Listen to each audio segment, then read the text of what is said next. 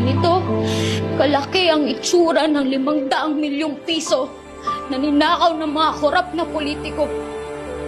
Kung napunta sana to sa amin, kaya sana nitong magdagdag ng halos 5,000 hospital beds para sa mga pampublikong hospital. Kaya sana nitong mag-provide ng daang-daang teknolohiya, pasilidad, at espesyalista. Dahil alam nyo na hindi namin kayang magpagamot sa ibang bansa. Habang kayo, general check-up sa Singapore pa? Sa US pa?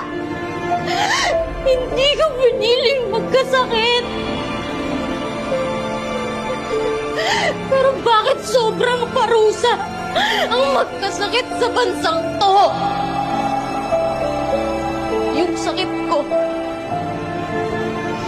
pwede sanang malunasan. Meron lang sanang gamot at maayos na paggamutan. Pero pagdating ko ng ER, ang sinabi sa akin, wala daw gamit, wala daw gamot, wala daw bakanting kama, walang doktor, lahat na lang wala.